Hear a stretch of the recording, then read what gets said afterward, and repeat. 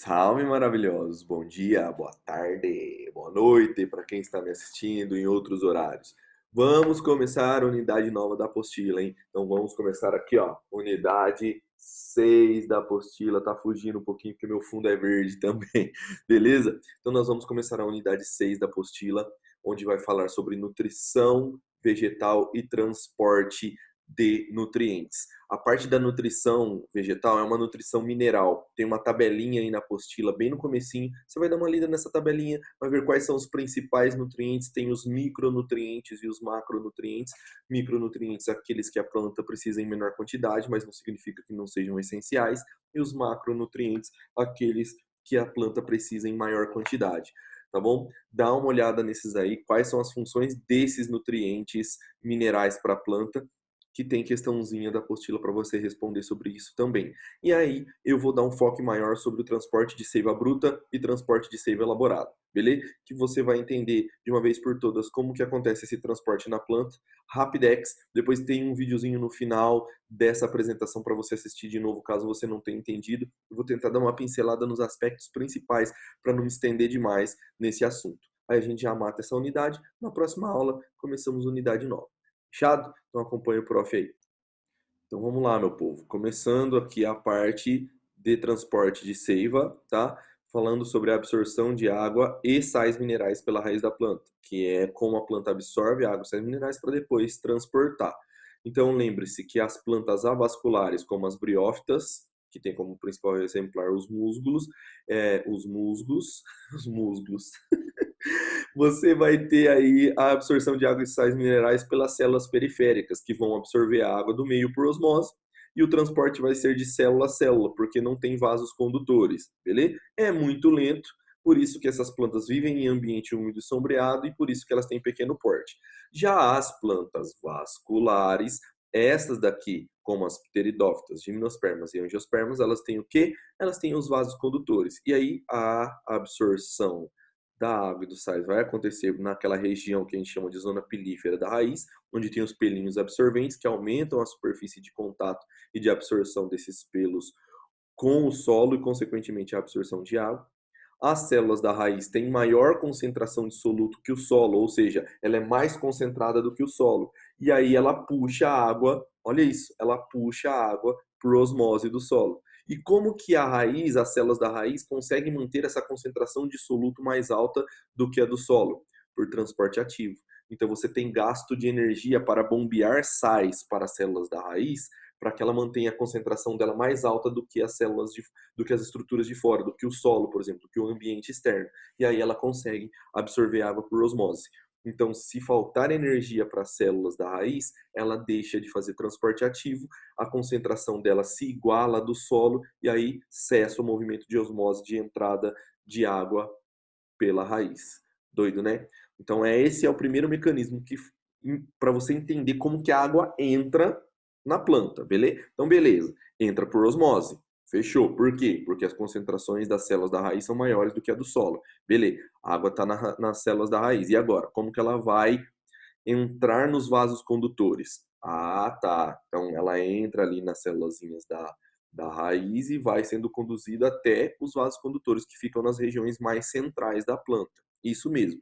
E aí, o caminho da água após a absorção pode ser de dois tipos. O via simplasto, que é esse via A, que é via simplasto?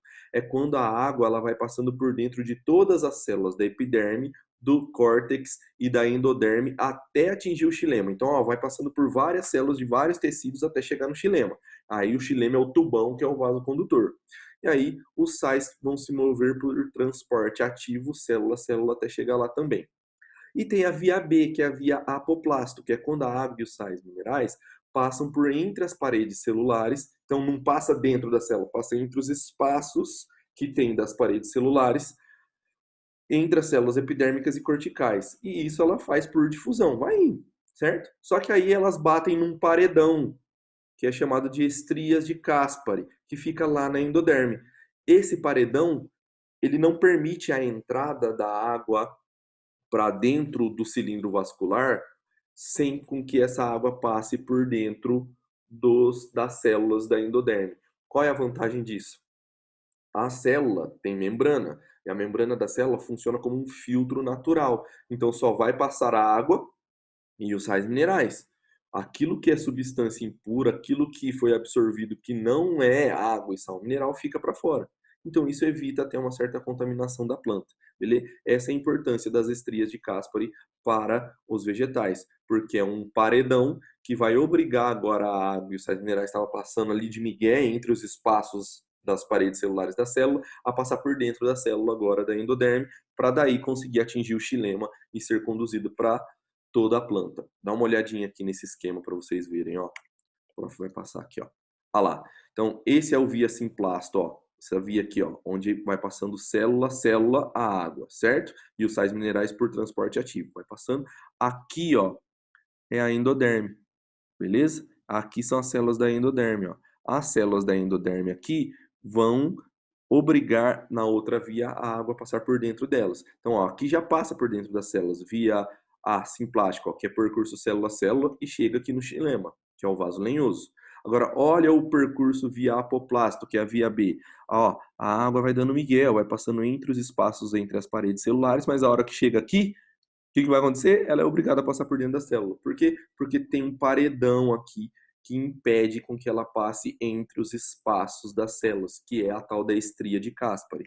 Aqui, ó, a estria de Caspary, aqui, ó. Então imagina que a água aqui, ó, fiz um corte, ó, a absorção pelos absorventes da raiz, células da epiderme, células do córtex, bababá.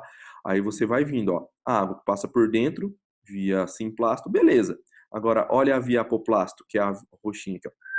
Veio dando migué. A hora que chegou aqui, ó, não tem como ela passar, ó. Tem um cinturão aqui, ó, essa parte mais roxa escura aqui é a estria de Caspary, que não deixa a água atravessar para dentro do vaso do xilema sem passar por dentro da célula da endoderme.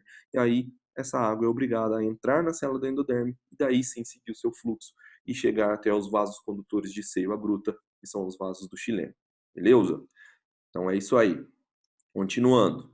Fatores que vão influenciar na absorção da água e dos sais minerais. Então, ó, qualquer fator que, deixa eu voltar, que interfira na osmose e no transporte ativo nas células da raiz podem afetar a absorção de água e sais minerais. Porque se você afetar a osmose, a água não entra. Se você afetar o transporte ativo, que mantém a concentração alta de sais nas células da raiz, você não tem elas mais concentradas do que a do solo, e aí não tem essa diferença, a gente chama, não tem esse potencial osmótico para ela puxar a água, tá?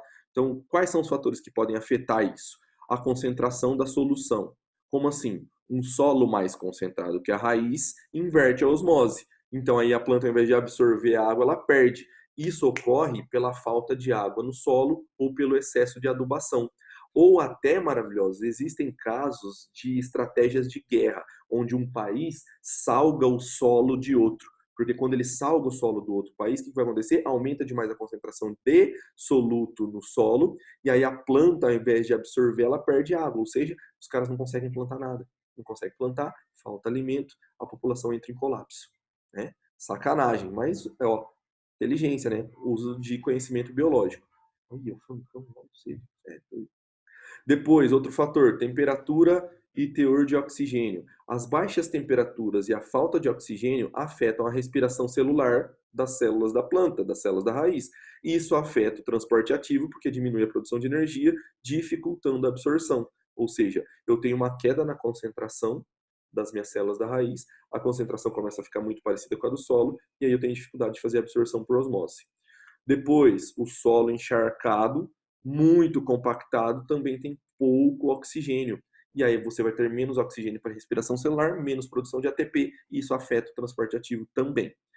E aí nós temos um fenômeno chamado de seca fisiológica, que é o quê? Quando a planta não consegue absorver a água do solo. Isso acontece quando o solo está encharcado, muito compactado, quando tem a água congelada em baixas temperaturas, ou quando você tem um solo hipertônico com relação à raiz, ou seja, quando a concentração de sais do solo é maior do que a da raiz. Pode acontecer isso quando você aduba demais, como eu já disse ali no exemplo acima, aquela história da sacanagem, dos caras salgarem o solo. Então, isso pode fazer com que a concentração de sais no solo seja maior do que as células da raiz, e aí você inverte a osmose. Porque a osmose é o quê? Movimento de água do meio menos concentrado para o meio mais concentrado. Se você tem o solo mais concentrado do que a raiz, a planta perde água. Agora vamos falar da condução da seiva bruta. Para que a condução da seiva bruta aconteça, existem duas teorias para explicar. A primeira delas é a teoria da pressão positiva da raiz e a segunda é a teoria de Dickson. Então vamos lá. O transporte de seiva bruta acontece pelo xilema, que são os vasos lenhosos. Lembre-se que eles são formados por células chamadas de traqueídes e pelos elementos de vaso nas angiospermas. Nas outras, só as traqueídes, tá bom? O transporte de água e sais minerais é também chamado de seiva bruta, seiva inorgânica, seiva mineral, e vai da raiz até as folhas, ou seja, é um transporte ascendente. Agora, como explicar como a água sobe, maravilhosa, se não tem uma bomba lá embaixo bombeando a água para cima? Como que ela vence, né, a força da gravidade? Professor, é isso que você vai explicar? É isso que eu vou explicar. Então, existem duas teorias. A primeira delas é a da pressão positiva da raiz, onde a pressão positiva da raiz é o seguinte: a água vai entrando, vai entrando, vai entrando, vai entrando para dentro do vaso, vai entrando para dentro do xilema e até um certo ponto ela sobe. É igual você pegar um canudinho, colocar num copo cheio de água. Quando você coloca o canudo dentro de um copo cheio de água, por capilaridade, por pressão positiva, essa água ela entra no canudinho até um certo ponto, mas ela não chega a extravasar do canudo, porque aí falta força para ela continuar subindo. Beleza? Então isso é a pressão positiva da raiz. Vai sendo absorvida muita água pela raiz e essa água vai sendo levada para dentro dos vasos condutores e aí essa água vai, como vai aumentando a quantidade de água dentro do vaso, uma molécula de água vai movimentando a outra e até um certo ponto ela consegue subir. Beleza? É isso que acontece, é isso que é a pressão positiva da raiz. Então, ó, as células da raiz secretam ativamente íons para dentro do xilema, aumentando a pressão osmótica, ou seja, as células do xilema são mais concentradas do que as células da raiz. Aí ela puxa água por osmose. Ocorre a absorção de água pelo xilema, criando uma pressão positiva. E isso explica, por exemplo, a eliminação de gotas de água pelos hidatódios, fenômeno conhecido como gutação ou sudação, que é provocado pela pressão positiva da raiz em plantas de, né, médio porte, não plantas de grande porte. Lembrando que esse fenômeno aqui só vai acontecer quando você tiver o solo com muita água disponível e temperaturas baixas, tá? Em temperatura baixa e com pouca disponibilidade de água no solo, o processo de gutação ou sudação não acontece. Então, o que explica essas gotículas de água saírem pelos hidatódios das folhas é justamente a pressão positiva da raiz. Então, a água, como tem muita água, ela acaba eliminando isso pela pressão positiva da raiz, que faz com que a água suba até um certo ponto.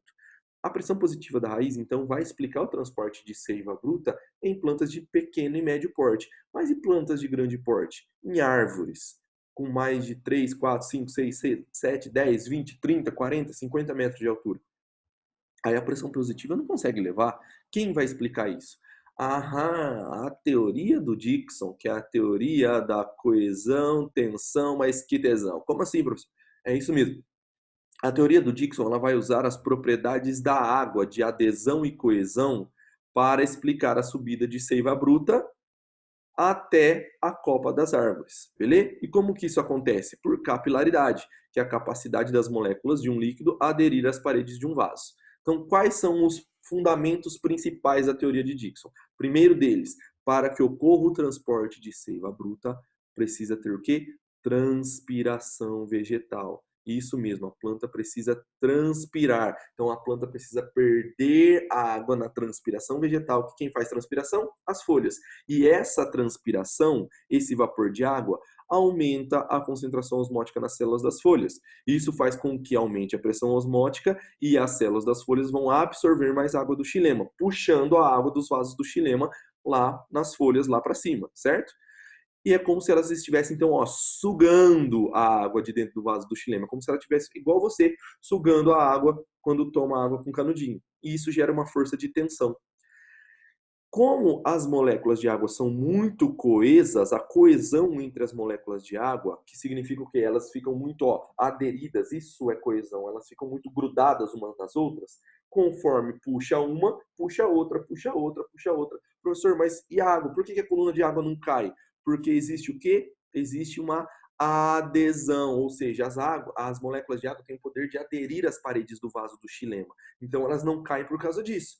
E como, ó, estão aderidas às paredes do vaso do xilema, estão coesas entre uma e outra, grudadinhas, a hora que eu puxo uma, eu vou puxando a outra, vou puxando a outra, vou puxando a outra, e isso faz com que eu tenha um movimento do fio de água sem parar, beleza? Então, a força de tensão é gerada por como se fosse uma sucção, a coesão entre as moléculas de água faz com que uma puxe a outra, e a adesão dessas moléculas nas paredes do vaso permite com que elas consigam ascender no vaso e não cair, porque elas ficam aderidas às paredes do vaso do xilema, beleza? Então a coluna sobe pelo caule por causa da coesão entre as moléculas de água e pela adesão delas às paredes do xilema, por capilaridade. Os sais são transportados e dissolvidos na água por difusão. Então, ó, aqui está o processo maravilhoso. Transpirou, gerou a tensão, beleza? A coesão e a adesão no xilema mantém as moléculas o quê? Unidas entre si de água e unidas nas paredes do vaso por capilaridade. E a água, então, capturada aqui pelas raízes no solo, entram nos vasos do xilema. Então, recapitulando, a absorção na raiz, adesão e coesão nos vasos do xilema, transpiração, que gera uma força de sucção, puxa as moléculas de água para cima. Sensacional a teoria de Dickson, teoria da coesão, tensão mais que tesão. Top, né? Top. Explica muito fácil. Então lembre-se que para ter transporte de seiva bruta em plantas de grande porte, ela precisa transpirar. Então olha como que a transpiração não é de todo ruim para a planta. Então é uma coisa para a gente pensar. Beleza, meu povo? Então aí, ó, vamos lá. Falar agora da condução da seiva elaborada, que é o quê? O produto da fotossíntese, tá? Então como que acontece isso? Acontece lá pelo floema, que é formado lá pelos vasos liberianos ou liber, que vão formar células crivadas ou elementos de tubo crivado. Isso, os elementos de tubo crivado, somente nas angiospermas, tá bom?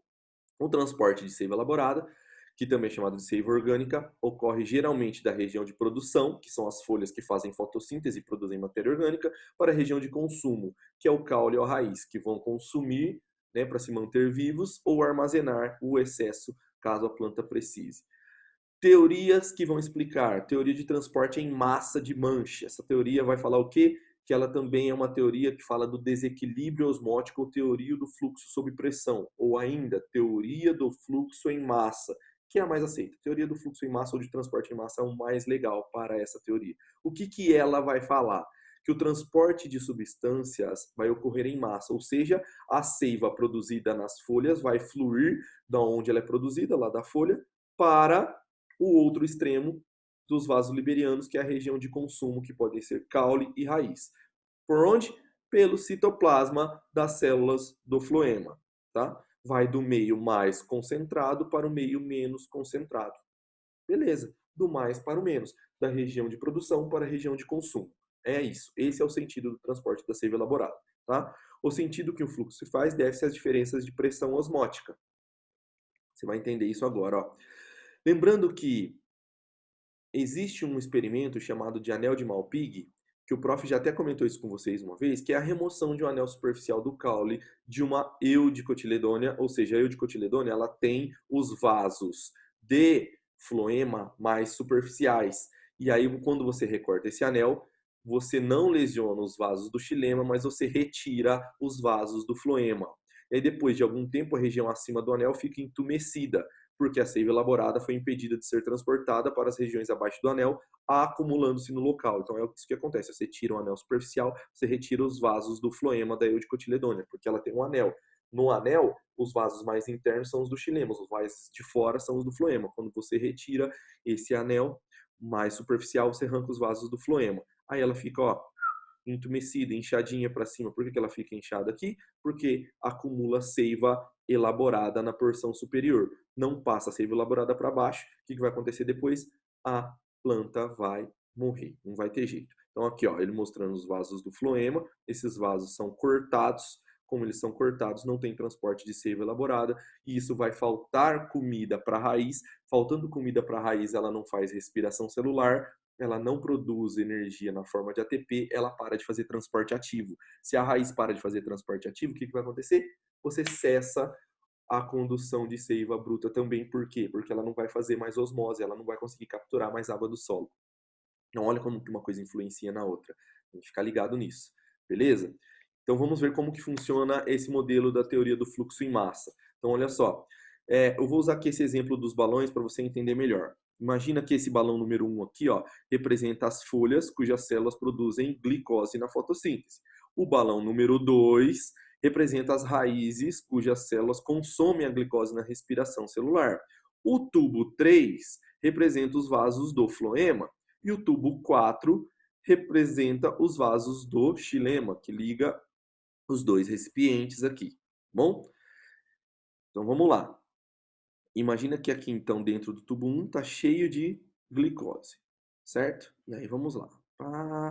Tá aqui, vai sair daqui, vai para cá. Por quê? O que que acontece aqui, ó? No balão 1, como eu tenho muita glicose aqui dentro, está muito concentrado. O que que vai acontecer com a água que está aqui fora? Vai entrar. Essa água que está aqui fora vai entrar porque aqui dentro está mais concentrado. Aumenta a quantidade de líquido aqui dentro e isso força o transporte dessa solução que está aqui dentro agora pelo vaso. E aí, fluxo em massa. Vai saindo daqui, vai vindo, caminhando, blá, blá, blá, até chegar nos locais de consumo. Então, local de produção muito concentrado, puxa muita água, aumenta a concentração da solução aqui? Não, aumenta a quantidade, né, de líquido nessa solução e faz com que ela se mova para a área de consumo. É isso que acontece com o transporte em massa. Olha que coisa maluca. Então, vamos lá, ó. Dá uma olhada agora transpondo o modelo da hipótese de Manche para a plantinha de verdade. Então aqui eu tenho os vasos do floema, aqui os vasos do xilema, beleza? Aqui a folha onde tem a produção da matéria orgânica, da glicose, do carboidrato. Produziu pra caramba esses pontinhos vermelhos aqui, aumentou pra caramba a concentração, aumenta a pressão osmótica, puxa a água do xilema. A água do xilema aqui é como se ela pesasse agora, e aí faz com que ocorra o fluxo em massa dessa substância produzida nas folhas, tá? Que é a glicose, que é o carboidrato, dentro do vaso do floema para as regiões de maior concentração, para as regiões de menor concentração. Beleza? Aqui na raiz ou no caule você vai ter essa glicose sendo convertida em amido para armazenar ou usada a glicose para fazer respiração celular. Então essa é a hipótese de Manche do fluxo em massa, do meio mais concentrado para o meio menos concentrado, do local de produção para o local de consumo. E olha como que tem participação indireta aqui, né? Na verdade não é indireta, é bem direta do xilema também. Por quê? Porque a água ela é conduzida para os vasos do floema, que ajuda nesse fluxo em massa da substância orgânica, tá bom? Então é isso, meu povo. Se vocês ainda não entenderam direito, assistam esse videozinho aqui da Univesp, que é super legal, que explica de novo todo o processo e dá mais alguns exemplos. Eu acho que vale a pena você assistir para revisar, tá? E aí você vai fazer o quê? Vai fazer as atividades dessa unidade, já mata essa unidade. Então faz atividade discursiva, faz as atividades em sala, para casa, sintetizando a unidade. Eu posto o gabarito desta unidade no final da semana para vocês. Fechado? Então é isso que eu tinha para falar hoje. Não esqueça aí de marcar esta aula como concluída, beleza? E de fazer o quê? Mandar aquela fotinha monstra pro prof das atividades realizadas. Fechou? Então, é isso aí. Vamos que vamos, meu povo, que a vida não para, beleza? Na próxima aula a gente já fala sobre outro assunto. Falando nisso, gostaram do fundinho aqui, ó? Ficou top, né? Então é isso, meu povo. Beijo para vocês. Estamos juntos. Boa semana para nós. Tchau!